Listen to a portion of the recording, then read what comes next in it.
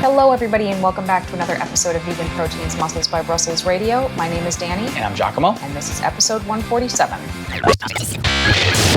All right, everybody. Thanksgiving. Thanksgiving just happened, apparently. Okay, I'm looking at you, the listener. I know you have time, and I know you've been casing out all those roasts, and I don't have access to them. It's your fault. Who took them? Who found all the roasts? What were they? Did you enjoy them? Every year we go on a wild goose chase, and we cannot find them. If you were lucky enough to score one or many of them, I am wildly jealous. Yes, that is true. Every year we struggle to find the vegan roasts in the store. It didn't used to be like that. No. We used to be able to find all of them, and it was awesome. But apparently, no more. So, let's see. But you got your holiday cookbook, and there's plenty of good roasts to make in that. Yeah, it's too late for Thanksgiving, but if you guys are looking for a bunch of holiday, healthy, macro-friendly recipes, we do have the Vegan Proteins Holiday Cookbook. That is still available at veganproteins.com. And there's still time to make a nice roast. The year isn't over yet. Yeah. Maybe I'll do that this year. Maybe I'll make that particular roast for us. I'm all for it. For Thanksgiving. Because we're recording this before Thanksgiving, so...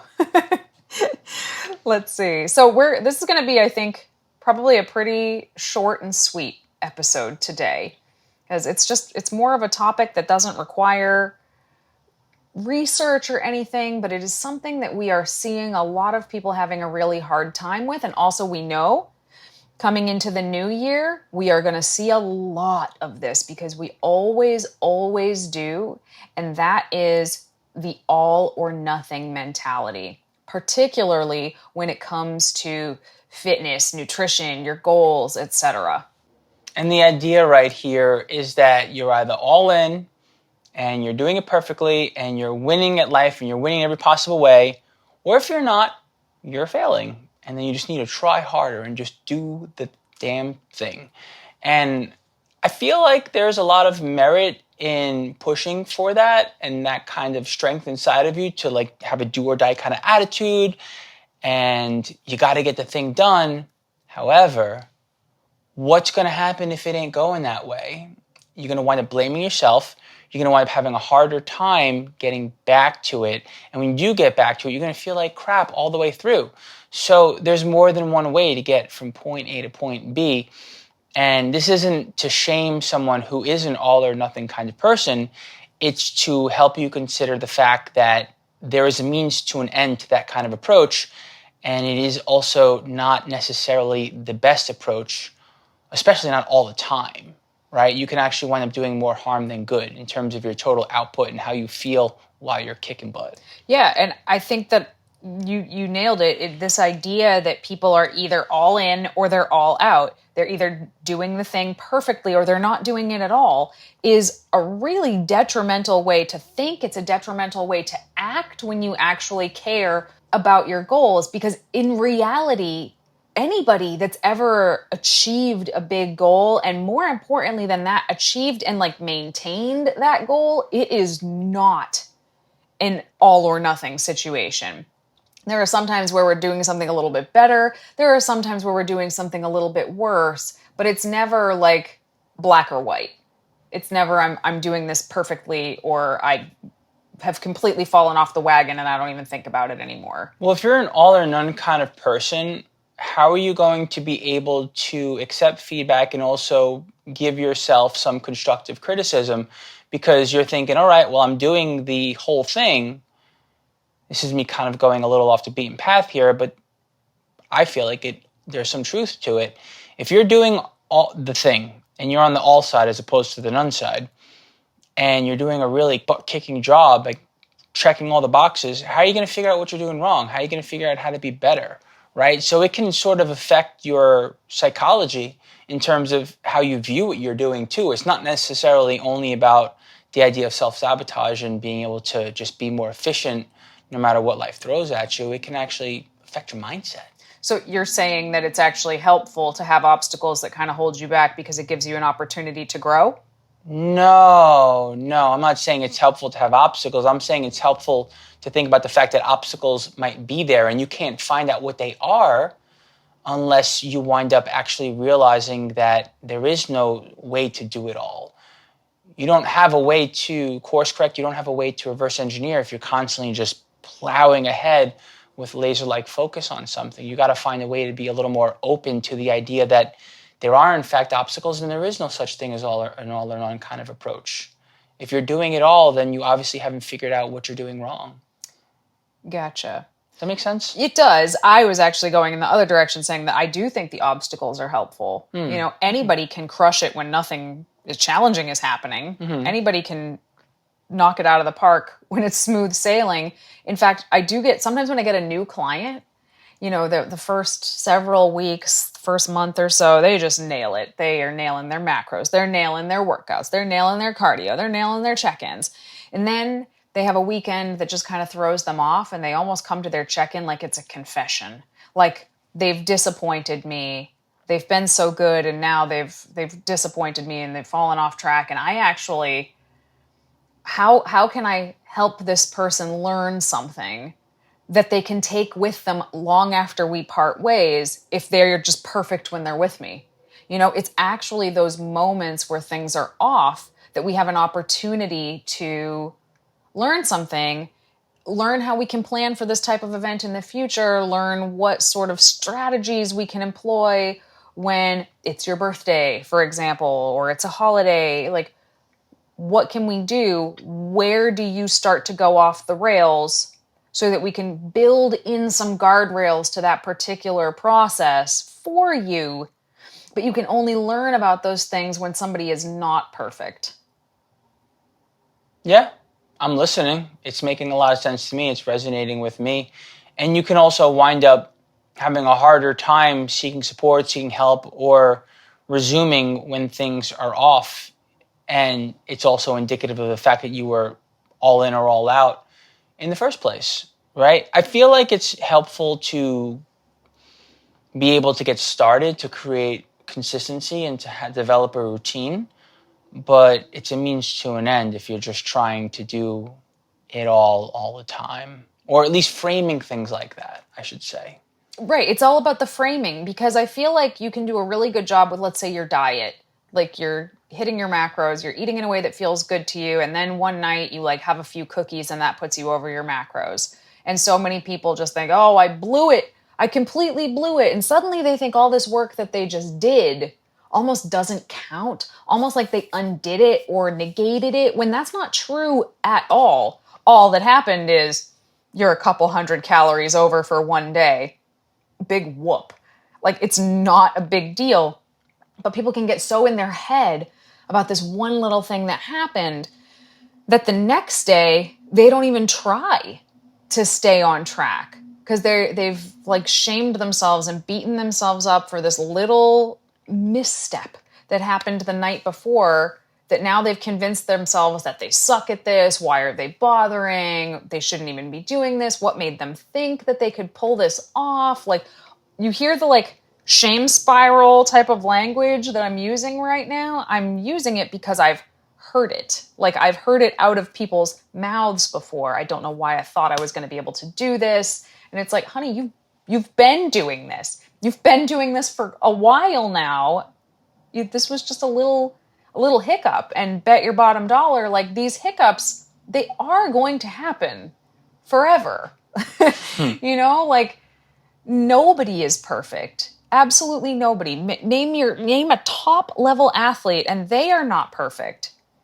But it's what you do in those moments where you make a misstep, and how do you correct that? What lesson can you extrapolate from that situation to use in the future? That is what matters. And you don't get any of that rich goodness if you just are always thinking of yourself as all in or all out. Right. Exactly. So what would be a better approach than an all or nothing mindset? Oh, man.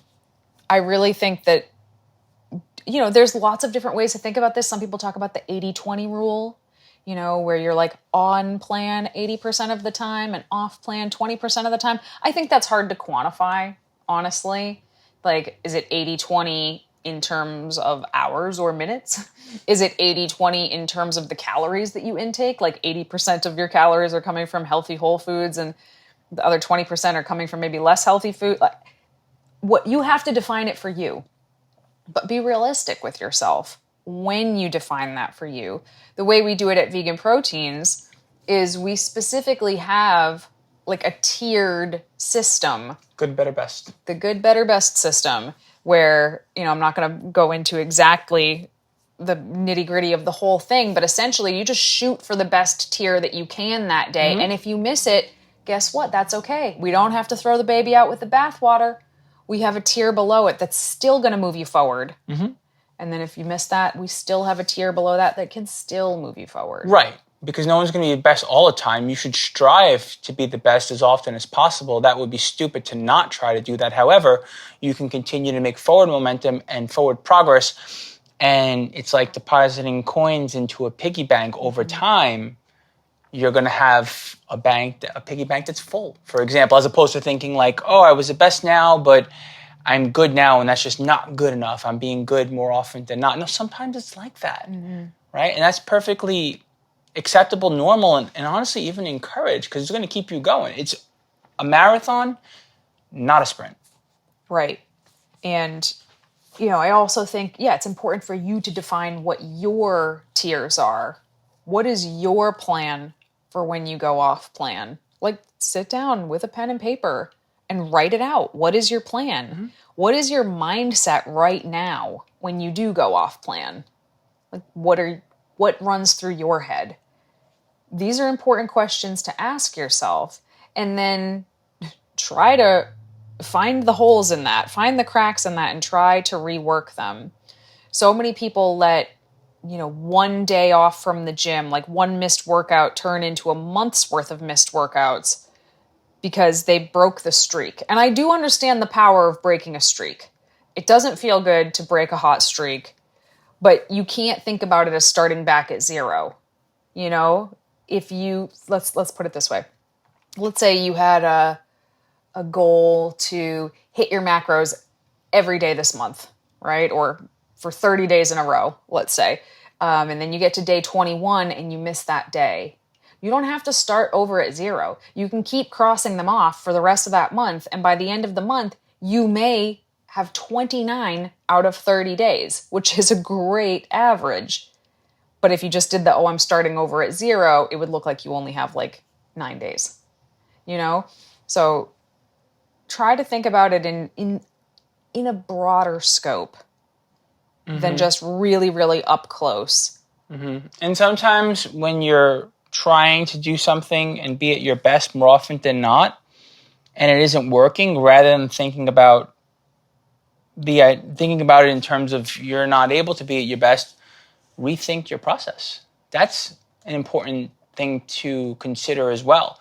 We have all kinds of skills that we instill in our clients, and it's very client dependent, where the tools change over time. The tools are completely different from person to person. I mean, there are some that are like pretty broad. They cover a lot of people. But then there are some that I would absolutely recommend to this person, and I would never recommend to this other person. Correct. Like, it might be harmful to somebody else, Exactly. That is true. So I was just thinking about this again in terms of food, because I feel like that's where people kind of feel the most all in or all out. So let's say somebody eats 4 meals a day or 4 times a day. I actually think most of us probably eat more than that, but let's just say someone eats 4 times a day. That's 28 meals over the course of a week. Let's say you have 2 meals at a restaurant that week.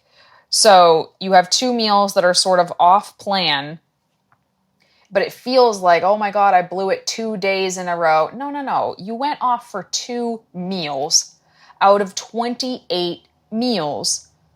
That's a 93% on plan. You know what I mean? But people don't think about it like that. We, as human beings, I don't know why. I would be very curious to know the science of why. It's probably a self-preservation thing, but we are like hardwired to see the negative. Yes. We are hardwired to see the worst parts of ourselves as bigger than the good parts of ourselves. Like we almost just gloss over the good, like it didn't even happen, or it just should have happened that way, so who cares? But the negative, man, we could focus on those like 3 Oreos we had this week really, really hard, to the point we forget about all of the great things that happened. And it is absolutely detrimental to getting anywhere in the long term. Because that mindset will kick your ass every single time. Absolutely.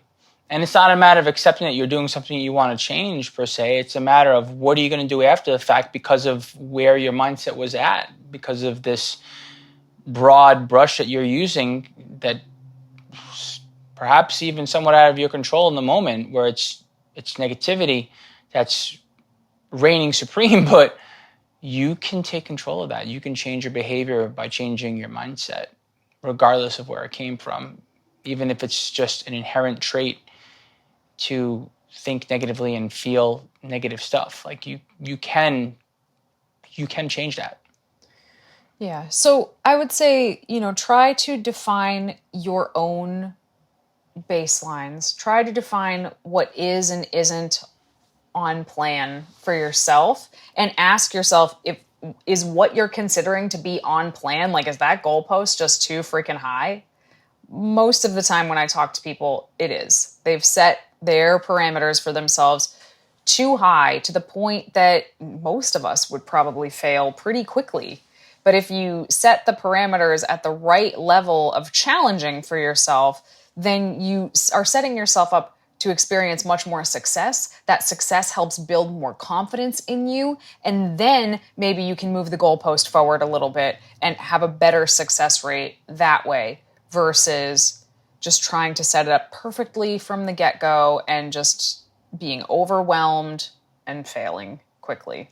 Totally true. I can't think of a single giant goal that any of my clients, or anyone for that matter, has ever had where that person has gotten there effortlessly and in a linear fashion. If it's a ginormous goal, there is no possible way to be 100% task-oriented, 100% perfect, and for it to feel 100% effortless, meaning that there's no pushback. As a matter of fact, the larger the goal, the more realistic and reasonable you have to be with yourself. Right. Yeah, totally. And I would also suggest that people put up baseline goals, like goals for your worst days. If you have your nutrition plan, your training plan, your whatever plan, what can you do on your worst day that is still a step forward? Can you eat a piece of fruit? Can you have vegetables 2 times a day? Can you have something with protein in it once a day? Can you go for a walk for 15 minutes? Whatever it is, can you stretch? Anything. That doesn't mean that that's all you're capable of on your worst day. It just gives you a baseline where you can cheer yourself on and applaud yourself for having still had a solid foundation. Yeah. And maybe a day isn't like that, but then you could be like, well, I could get to a day like that tomorrow. It doesn't mean that you can't do it all a week from now, or 3 days from now, or 2 months from now. It just means you still remind yourself that you still can do the thing. We always create our plans for ourselves as our best selves, right? We're always writing these plans for us on our best days. We're never thinking about the fact that, like, life ain't like that. No. Like, there are days where you're maybe a little bit under the weather, or you just got some really bad news, or maybe you're just like having a kind of depressed day for no reason you can put your finger on. What can you still do that is still a step forward, maybe a baby step forward, but a step forward, and certainly not a step backwards? That's enough. That can be enough for that day. And hopefully in a few days, you're going to feel like $1,000,000 again, and you'll be able to knock your plan out of the park again. But you can't think of that day as being off. Exactly. That's the point, is that when you have these baseline, lower, your worst you kind of days, and you still do the thing that you previously agreed with yourself you would do, guess what? You're not off. You're still on. And when you think about what you've done over the course of 5 years or 6 months, or for however long you've been pursuing whatever it is that you're pursuing to be a healthier and fitter person and while you're continuing to be more competitive with yourself, you can think about the fact that you've done a lot, right? As opposed to thinking about what you weren't doing today or what you haven't done in a little while. These things compound over time, and sometimes it's easy to forget that. Remind yourself of just how far you've come. Hey listeners, we hope you've been enjoying this episode, and we appreciate your love of all things vegan fitness. For those of you who want even more support on your vegan fitness journey, check out our Muscles by Brussels community and become a member. By joining the team, you are one of our exclusive VIPs. As a member, you'll find over 200 macro-friendly, high-protein recipes that can meet any of your meal planning needs. You'll also receive training programs that update monthly. This training has progressive overload built into it, so you can be sure if you're following the program, you are making progress. All of this and more is located inside our Vegan Proteins members only app. As a Muscles by Brussels member, you'll unlock bonus courses, challenges, and more every month. You'll also be invited to our live Zoom video calls, which happen 2 times a month, and are absolute gold to those who show up. And if you can't make the calls, don't worry, you have the opportunity to email us whenever you want. You'll receive a video response to all of your questions from one of the coaches here at Vegan Proteins every time you message us. Members also receive 40% off many of our other services. And of course, our private community of like-minded individuals is like no other. Best of all, you can try this membership out for a full month at no cost to you with this special offer for our listeners only, because we appreciate and want to fully support you. Use the link in our show notes to sign up for your free trial today. We hope to see you on our next live coaching call. All right, moving on to our question and answer segment. This one's for you, Giacomo. Struggling vegan here. Are most vegans who track and things like that really able to be 100% healthy and meeting all their nutritional needs? I especially worry about my young children. They don't always like to eat the best. With our food being so depleted and corrupt, a plant-based diet filled with supplements and processed soy products could not be as healthy as one thinks? ? There's a lot there. There is a lot there. I don't know how to sum up and give you a simple answer, but I will root for plants every single time, because when I think about the process that consumes agriculture to produce meat and dairy, there is no food that's nutritious and not dangerous to eat, in my opinion. And yes, you are correct. A lot of plant-based stuff crops can be tainted in all kinds of ways, and we don't exactly have the cleanest agricultural system over here. I could sit here and point a finger and blame some of these crops that have been tainted to feed livestock and produce food for them, but that's not going to get us anywhere. But what I will say is that if you are paying attention and you are tracking, you can in fact realize where a diet may be lacking, and you can make better choices, and you can be more aware of how to make those nutrient-dense choices and to eat well, to make sure that you're getting in more than a negligible amount of protein, to make sure that you're eating nutritious whole foods, and to just make better choices to have a more balanced plate in general throughout the day. So if anything, it is a good thing that you can point out where things are lacking on your plate, because you are in fact tracking and you're understanding, as opposed to just throwing caution to the wind and saying, well, just eat plants. You're just going to get all the nutrients you need. Tracking is actually incredibly helpful. There's a couple things that I just want to add in just based on the verbiage of the question itself. A plant-based diet filled with supplements and processed soy products couldn't be as healthy as one thinks. As opposed to what, I guess is my question. The most processed soy in the country is fed to livestock, right, who are also fed vitamins and injected with vitamins. So the meat, the eggs, the milk, all of these things are also fortified with supplements and vitamins. Just because you're not taking a pill doesn't mean that it's not added to the food. So that aside, I don't think that just because you could look at a steak and be like, ooh, one ingredient, beef. No, not true. There's so much that went into that most people are not even thinking of. But the other thing is he mentioned his young children and being worried about them because they don't like to eat the best. One thing that I would like to point out is that kids are picky eaters, whether they're vegan or not. Like, most of the people listening to this podcast probably didn't grow up vegan. I remember when I was a young kid and a teenager, I ate like crap. And so did all my friends. Like, we just didn't eat well. And I don't know. We're all, for the most part, we're all fine. I think that you just do the best you can, feeding kids the best you can. And eventually, they will grow out of that really picky eating phase, most likely, and eat a more well-rounded diet. But I would say that that is a problem that a lot of parents face, and I don't think it's specific to being vegan. Danny, I've had Cellulite for 2 years and I'm obsessed with it. Never had this before. Changed things in my diet last year and it made a big difference. But this is still too obvious. Your advice, please. Also, do you eat olive oil in your dishes or have you completely cut this off of your diet? Thank you for helping me. I'm pretty discouraged. I eat olive oil. I don't use a lot of oil in my cooking, but that has nothing to do with cellulite or my skin or anything like that. I just don't use a lot of oil in my cooking in general. But let's talk about the cellulite. This is really, it is discouraging and it is disheartening, but there is nothing that we can do specifically to target cellulite. Stuff is changing all the time and there may eventually be some surgeries that exist that can help with it.